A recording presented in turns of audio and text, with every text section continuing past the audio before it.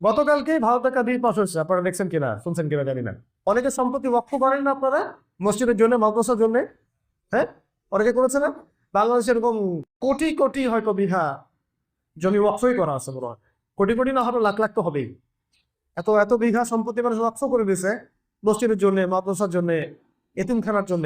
এখন যদি মনে করেন, এক্সাম্পল দিচ্ছি, উদাহরণ, আমি ক্ষমতায় গেলাম বা আমরা ক্ষমতায় গেলাম, দিয়ে আপনাদেরকে বললাম যারা ওয়াকফ করছেন সব সম্পত্তি এটা রাষ্ট্র নিয়ে নিবে। রাষ্ট্র নিয়ে আপনার কোনো অধিকার তো নাই, এটা আমার জিম্মাদারির মধ্যে চলবে। অথবা আপনার যত মসজিদ, মাদ্রাসা, এতিমখানা সব আমি নিয়ন্ত্রণ করব। আপনি কি রাজি হবেন? রাজি হবেন? ভারতে বিগত এই এই শতাব্দী, এক শতাব্দী বলতে পারি আমি, বিগত প্রায় এক শতাব্দী ধরে যে জমিগুলো, জায়গাগুলো, স্থাপনাগুলো মুসলিমরা লক্ষ্য করেছে মসজিদের জন্য, মাদ্রাসার জন্য, এতিমখানার জন্য, বৃদ্ধাশ্রমের জন্য, গতকালকে ওই তথাকথিত গণতন্ত্রের দোহাই দিয়ে সব ওই সংসদের মধ্যে বিল টিল পাস করা নিয়ে মুসলিমদের এই প্রায় 27 লক্ষ বিঘা জমি তারা দখল করবে। কালকে যদি ওই ভারতের নিজামউদ্দিন বা দেওবন্দ মাদ্রাসা এগুলো যদি দখল করে নেয়, তখন কি হবে?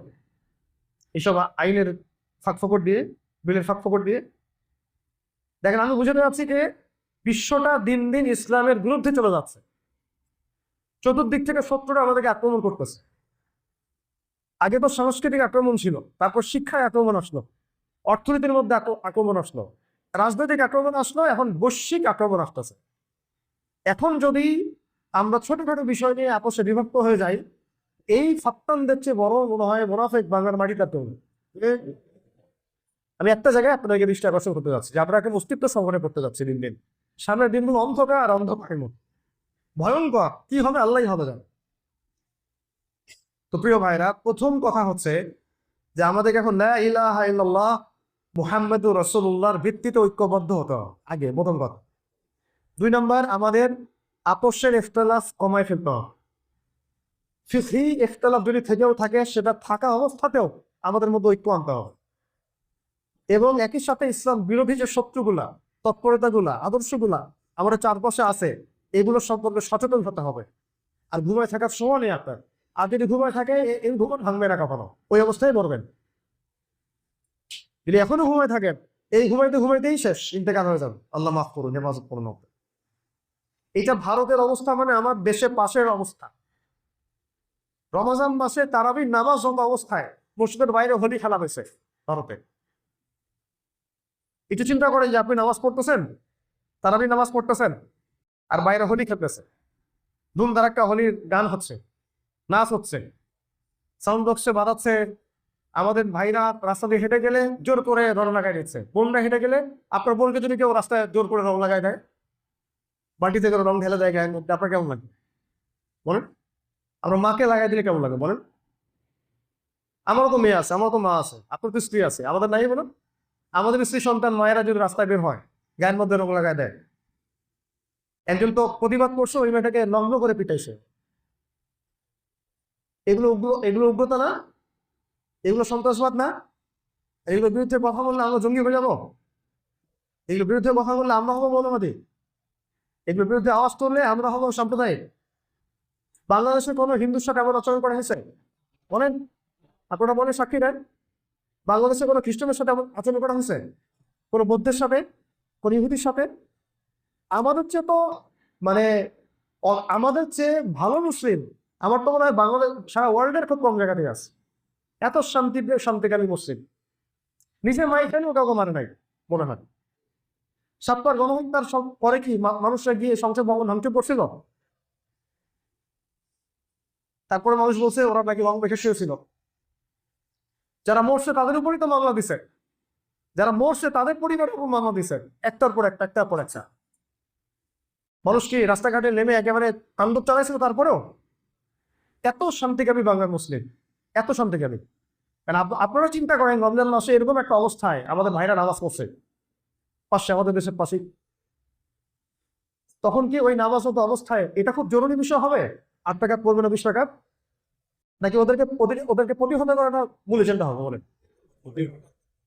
এতটুকু কমন সেন্স যদি আমাদের না আসে, তাইলে আমরা ধ্বংসের ডাক পড়াতে দাঁড়ায় আছি। আমার এতগুলো কথা বলার উদ্দেশ্য হচ্ছে আপোষের ভেদাভেদগুলো ভুলে একটা উম্মাহ হওয়া, একটা জাতি হওয়া। মনটাকে বড় করেন, সাম্প্রদায়িক করেন না, ছোট হয় না। এই যে মনের প্রশস্ততা নিয়ে আসেন, অন্য মুসলিমকে ভাই ভাবতে শুরু করেন। আকীদা যাদের সাথে মিল আছে তারা আমার ভাই, লা ইলাহা ইল্লাল্লাহ যার সাথে মিল আছে সে আমার ভাই, মুহাম্মদুর রাসূলুল্লাহ মিল আছে সে আমার ভাই। তেরা হাজার নিষ্ঠা ক্যা লা ইলাহা ইল্লাল্লাহ, এইটাই মূল কথা। এর কথা হচ্ছে আগে আমাদেরকে সচেতন হতে হবে, আমাদের শত্রুদের ব্যাপারেও আমাদেরকে সচেতন হতে হবে। আপনারা কি মনে করছেন এটা শুধু ভারতের অবস্থা? কাশ্মীরের অবস্থাও সেই। ইন্টারনেট বন্ধ করে দিয়ে, ইলেকট্রিসিটি বন্ধ করে দিয়ে বিগত প্রায় 50 বছর থেকে ভাইদের এভাবে মারা হচ্ছে, জুলুম করা হচ্ছে, বোন থেকে ধর্ষণ করা হচ্ছে। বলতে গেলে তো ঘন্টার পর ঘন্টা লাগবে এগুলো। চীনের অবস্থাও সেই, উইঘুর ভাইদেরকে এভাবেই নির্যাতন করা হচ্ছে। সিরিয়াতে যুগের পর যুগ বাশার আল আসাদ এই কাজ করছে। এরপর আল্লাহ পাকের রহমতে এমন আহলে সুন্নাহ ওয়াল জামায়াতের হাতে ক্ষমতা আসছে। আফগানিস্তানে এরকম প্রায় 40 বছর তারা এরকম জুলুম করার চেষ্টা করছে। পৃথিবীর সবচেয়ে বড় সুপার পাওয়ারদেরকে তারা নিয়ে আসছিল। সেখানে কি আমেরিকা শুধু একা আসছিল? আমেরিকার সাথে ব্রিটেন আসছে, ফ্রান্স আসছে, ইতালি আসছে, জার্মানি আসছে, সমস্ত ন্যাটো শক্তিরা আসছে। তারপর আলহামদুলিল্লাহ আমাদের ছাত্র ভাইদেরকে তারা ঠেকাইতে পারেনি। ওদের হাতে মাইন খেয়ে এখান থেকে পালাইতে হচ্ছে। আমাকে বলেন, বাংলার মুসলিম জনগণকে এগুলোর জন্য প্রস্তুত? যেটা যেটা আগামীকাল হলে আপনি প্রস্তুতি গ্রহণ করবেন, সেটার জন্য আপনি আজকে কেন প্রস্তুতি গ্রহণ করবেন না? আমি একটা এক্সাম্পল দিচ্ছি। ওই হোলির ঘটনাটা, তারাবির নামাজত অবস্থায় মসজিদে হামলা, মসজিদ ভাঙচুরও করা হয়েছে। এবং বিগত প্রায় 10 বছরে এই মোদী গভর্নমেন্টের আন্ডারে অনেক অনেক মুসলিম স্থাপনা ভেঙে গুড়িয়ে দেওয়া হয়েছে। তার মধ্যে একটা বাবরি মসজিদ আছে, আছে না? আমাদের দেশে যদি এরকম হতো তাহলে আমরা কি প্রতিবাদ করতাম কি করতাম না? তাহলে আমাদের দেশের অভ্যন্তরের সমস্যা যেগুলো, যেমন কাদেরি মুভমেন্ট, তারপরে সুদী এনজিওর তৎপরতা, তারপরে ধরেন যে হারাম খোরদের, হারাম বাণিজ্য, হারাম ফাইন্যান্স, জাইনিজদের চাপ, পশ্চিমাদের চাপ, তারপরে ভারতের আগ্রাসন, ওইদিকে পার্বত্য অঞ্চলে দেখবেন ওই কুকিচিং একটা ফ্রন্ট গঠন করছে। তারপরে আরো অনেকেই আমাদেরকে নিয়ে পলিটিক্স করতেছে বাংলাদেশটাকে নিয়ে, কারণ এটা উর্বর জায়গা। এটা নিয়ে আল্লাহ পাকে কোনো প্ল্যান আছে ইনশাআল্লাহ ভবিষ্যৎ। বাংলাদেশ এমন একটা জায়গা, খেয়াল করে দেখেন, বিশ্বের মধ্যে 3য় সর্বোচ্চ মুসলিম প্রধান দেশ। বিশ্ব এটাকে নিয়ে আল্লাহ পাকে কোনো পরিকল্পনা আছে? এবং আমরা গাজওয়াতুল হিট নামক শব্দও জানি, শব্দটা আমার জানা আছে, হাদিসের মধ্যে দলিল আছে। আল্লাহ পাকের তো কোনো প্ল্যান অবশ্যই আছে। এখন হচ্ছে আমাদের অভ্যন্তরে এই যে পুরো সমস্যাগুলা, খেয়াল করে দেখেন, ইসকন ইস্যু আছে, এটাও মাথায় রাখা। ওই যে আমাদের আলিফ, অ্যাডভোকেট আলিফ, যাকে চট্টগ্রামের রাস্তার মধ্যে পিটায় কোপায় হত্যা করা হয়েছিল, মনে আছে? আমরা কি কোনো প্রতিবাদ করছি? আমরা কি তাদের স্থাপনা ভাঙচুর করছি? আমরা এরপরেও শান্তি শৃঙ্খলা স্থিতিশীলতার পরিচয় দিচ্ছি। এর কথা হচ্ছে যে একটা জিনিস যদি 10 বছর পরে হয় বলে আমরা বুঝতে পারি, জানতে পারি, কেন আমরা আগে থেকে এগুলোর ব্যাপারে প্রস্তুতি গ্রহণ করব? প্রস্তুতির প্রথম কাজটা কি হতে পারে? কিসের ভিত্তিতে আমরা জয়লাভ করবো? মানে প্রস্তুতি মানে কি? এই পুরো বৈশ্বিক জিহাদে, বৈশ্বিক এই ব্যাটেলটাতে, এই কনফ্লিক্টে আমাদেরকে জিততে হবে। এই তো আমাদেরকে জিততে হবে, মুসলিমদেরকে জিততে হবে। এবং আমরা যেভাবে নবী সাল্লাল্লাহু আলাইহি ওয়াসাল্লামের যুগে শক্তিশালী ছিলাম, সাহাবীদের যুগে শক্তিশালী ছিলাম, তাদের যুগে শক্তিশালী ছিলাম, বিগত প্রায় 1200 বছর আমরা ওয়ার্ল্ডকে শাসন করছি, ওই জায়গায় আমাদেরকে আবার যেতে হবে। এটা তো আমাদের মিশন। এখন উল্টা অবস্থা দেখছি যে না, সারা বিশ্ব মিলে আমাদেরকে চেপে ধরতেছে। তা আমরা যদি এই লড়াইটাকে এড়াই যেতে চাই, আপনি এড়াইতে পারবেন না। একটা অনিবার্য লড়াইয়ের দিকে তারা আপনাকে ছেড়ে দিবেই। কারণ যেহেতু আপনার শত্রু আপনাকে মারার জন্য প্ল্যান করে রাখছে, আপনি কয়দিন পালায় বাঁচবেন সেটা আমাকে বলেন। এটাই হচ্ছে পয়েন্ট। ধরেন যে আপনি একা, আর এখানে 10 জন, চারপাশে 10টা শত্রু আছে। এখন 10টা শত্রু মিলে প্ল্যান করছে আপনাকে মারবে। আপনি কয়দিন ওদের মন জয় করে চলবেন? কয়দিন ওদের পা চেটে চলবেন? কয়দিন ওদের পায়ে সালাম করে চলবেন? কয়দিন নিচে পালায় চলবেন? একদিন না একদিন তো ধরবেই আপনাকে। কমন সেন্স কি বলে, ধরবে কিনা? যেহেতু ওরা ডিটারমাইন্ড যে তারা আপনাকে গ্রাস করবে।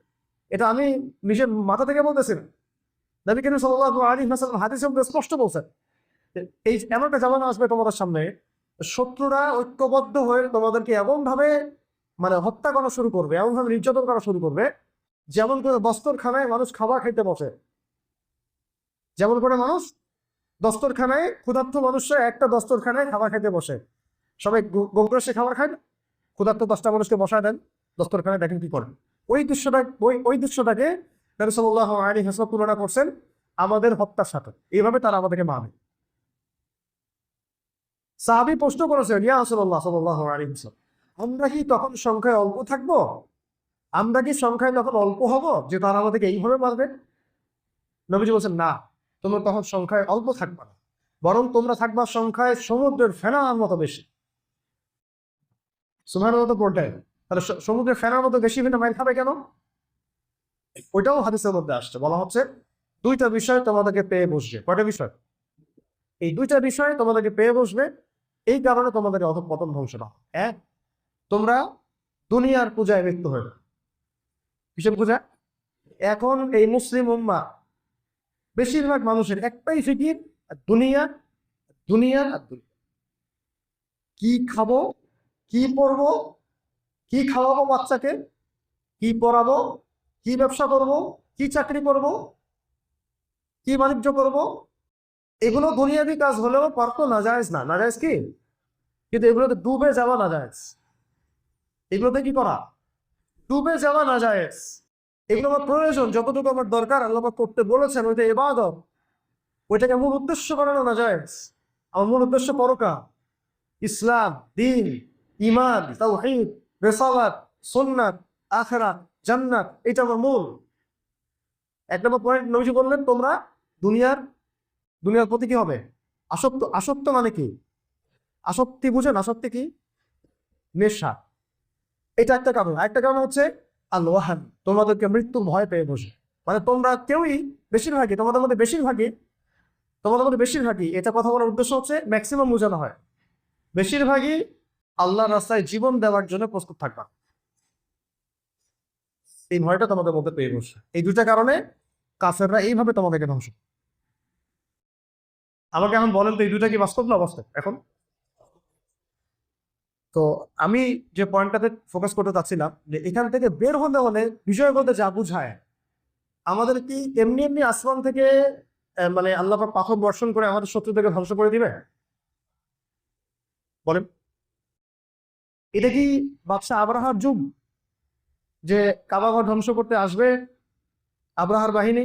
আল্লাহ রাব্বুল আলামিন আবাবিল পাখি পাঠালেন। বিগত নবী সাল্লাল্লাহু আলাইহি ওয়াসাল্লাম ইন্তেকালের পরে আজকে চলতেছে ধরেন যে প্রায় 1430 বছর, হিজরি 1446, নবী সাল্লাল্লাহু আলাইহি ওয়াসাল্লাম ইন্তেকালের প্রায় 1430 বা 40 বছর চলতেছে। সরি, 1430 বা 35 বছর চলতেছে। এই 1435 বছরে কি আবাবিল পাখি আসছে? বলেন আমাকে, বলেন। এই 1435-1400 বছরে, ধরেন 1400 বছরে, এই বিগত 1400 বছরে মুসলিম উম্মার উপরে বহু নির্যাতন, নিপীড়ন, ফাসাদ, কাফেরদের আগ্রাসন আসছে কি আসে নাই? আসছে কি আসে নাই? প্রত্যেক শতাব্দীতেই আসছে। কিন্তু কোন শতাব্দীতে কি আল্লাহর পক্ষ থেকে আবাবিল পাখি দেখছেন? কেউ দেখছে? কারণ এটা বাদশাহ আবরাহার যুগ না যে আবাবিল পাখি পাঠায় আল্লাহ পাক আপনাকে সাহায্য করবেন। এটা হচ্ছে সেই যুগ, যে যুগে পাথর আপনাকে নিক্ষেপ করতে হবে।